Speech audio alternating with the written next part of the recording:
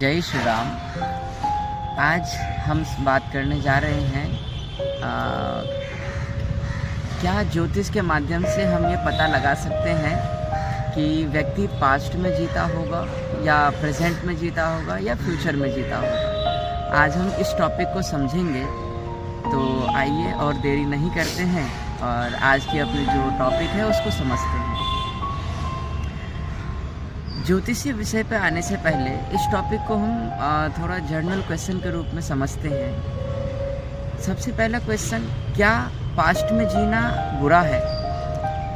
इसका मान लीजिए हमारा यदि पास्ट अच्छा गुजरा हो या पास्ट में बहुत अच्छी चीज़ें हमारे साथ हुई हो और अभी प्रेजेंट में वो सारी चीज़ें हमारे पास नहीं हैं, तो कहीं ना कहीं हम पास्ट की चीज़ों को याद करके परेशान रहेंगे अपने जीवन में। तो पास्ट में जीना बुरा है। और यदि पास्ट में कोई ऐसा घटना घटित हो गया हमारे साथ जो असहनीय हो या अविस्मरणीय हो, जिसको हम नहीं भुला सकते हैं, तो कहते हैं ना कि पास्ट में कोई भी ऐसा घटना घटित होती है तो वो जीवन भर के लिए याद रह जाता है। तो कहीं ना कहीं वो पास्ट में जीना बुरा है। तो क्या फ्यूचर में जीना बुरा है? इस टॉपिक को भी हम समझते हैं। क्या फ्यूचर में जीना बुरा है? फ्यूचर में जीना बुरा है। जैसे पास्ट में जीना बुरा है, वैसे फ्यूचर में जीना भी बुरा है। वो क्यों बुरा है? क्योंकि जब हम अपने फ्यूचर में जीते हैं, जब मान लीजिए कोई व्यक्ति अपने फ्यूचर के लिए कोई चीज़ों को बना रहा होता है, संसाधनों को बचा रहा होता है, तो वो अपने प्रेजेंट को एंजॉय नहीं कर पाता है।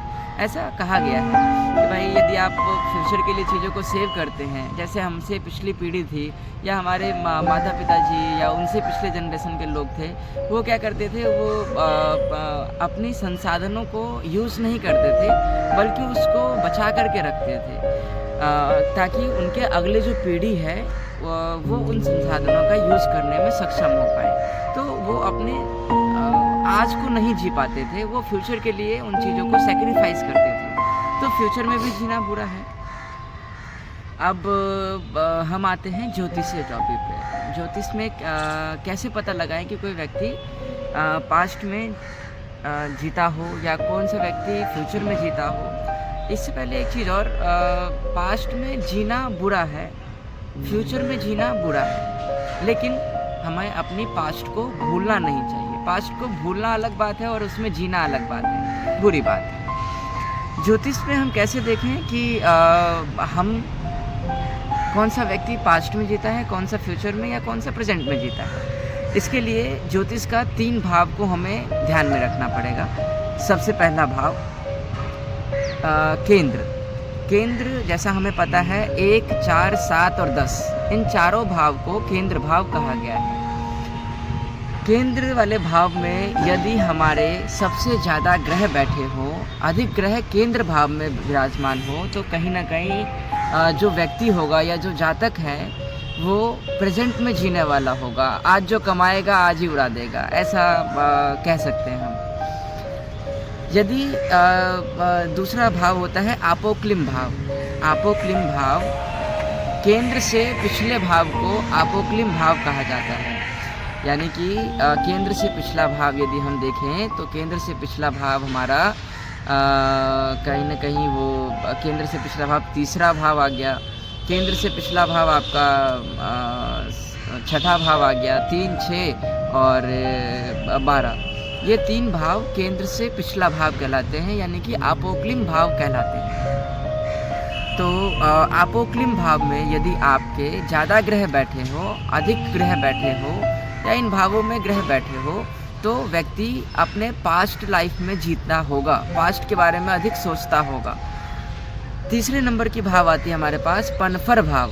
पनफर भाव यानी कि केंद्र भाव से अगले भाव को पनफर भाव कहा जाता है। केंद्र से अगला भाव पनफर भाव, यानी कि केंद्र से अगला हो गया दूसरा भाव, 5वां भाव, और केंद्र से अगला हो गया आपका 11वां भाव। तो अष्टम और 11 ये 2 भाव हो गए हमारे पास। तो यदि इन 4 भावों में आपके अधिक ग्रह बैठे हो, तो पनफर भावों में यदि आपके अधिक ग्रह बैठे हो, तो कह सकते हैं हम कि व्यक्ति जो है वो अपने फ्यूचर में जीने वाला होगा, आगे की सोच रखता होगा, ऐसा हम कह सकते हैं। तो आप अपनी कुंडली में, पत्रिका में चेक करिएगा कि आपके अधिकतर ग्रह किस भाव में बैठे हैं, केंद्र में या पनफर में या अपोक्लिप में। इन तीनों भाव में से जिस किसी भी भाव में अधिक ग्रह बैठे होंगे, तो आप अपने बारे में पता लगा सकते हैं कि आप कौन से टाइम पे जीना पसंद करते हैं या किस टाइम को आप ज़्यादा याद करते हैं, ऐसा हम कह सकते हैं। आज के लिए इतना ही रहने देते हैं, बाकी आगे कभी और मौका रहा तो ये भी देखेंगे कि हम जो कमाते हैं, जितना हम धन संचित करते हैं, उसमें से कमाए हुए धन में से कितना % हमें अपने पास्ट पे यूज़ करना चाहिए, कितना % हमें फ्यूचर में यूज़ करना चाहिए और कितना % हमें अपने आज पे यूज़ करना चाहिए। इस बारे में कभी और चर्चा करते हैं। अभी के लिए इतना रहने देते हैं। जय श्री राम।